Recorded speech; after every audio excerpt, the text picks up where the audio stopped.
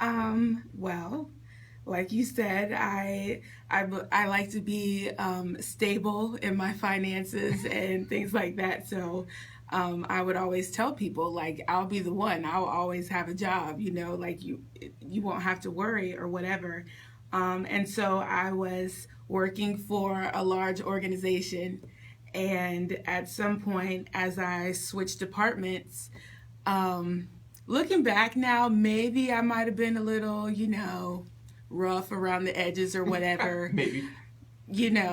Maybe. But they were kind of harsh with me too. And so ultimately that led to me being fired, like maybe even 2 months before we got married or something.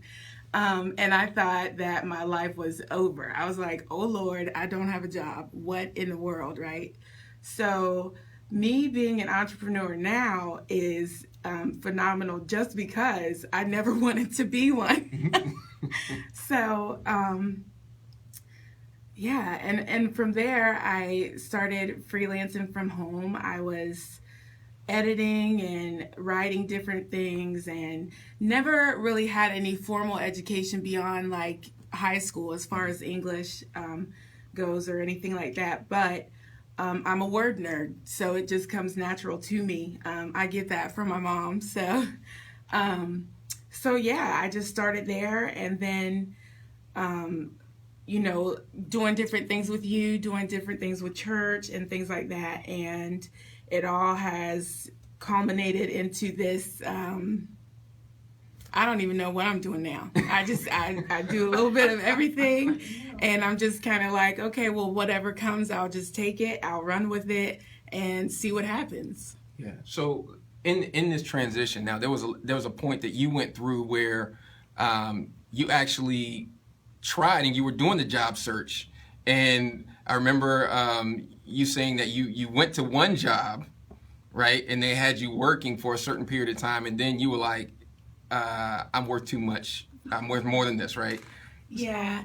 And it's not one of those things where you're thinking, in an arrogant manner. It's just realizing that you know much more, and your skill set is so much bigger than that. So yeah, when I first moved to North Carolina, I worked for Blockbuster Video. Mm-hmm. You guys may not even know what that is now. Yeah, maybe you guys know Blockbuster.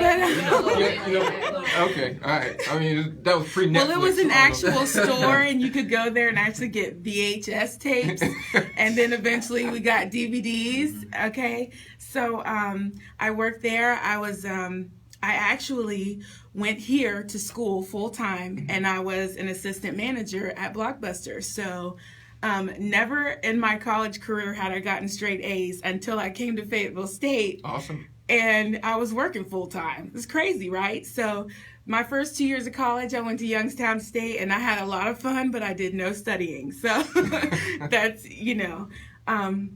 But yeah, so then from there, I started working at a gas station, and I was the assistant manager there. So fast forward 10 years or how many ever years later, I was like, okay, well, I can just go back and work at the gas station. So I went back working at a gas station, and I was like, this is for the birds. This is not going down. I could not... one-time trip going out to the pump to empty the trash can, I was like, I'm out. I can't do it, And it's not that I can't do it. And it is, you should take pride in any kind of job you have. But for me, I went through those steps already. I was done doing, that kind of work. I had already done it. So then I was like, okay, well, maybe I'm starting to understand what people tell me when, you can create for yourself and find something that you can do where you don't have to depend on someone else to pay you. Yeah. Yeah. There's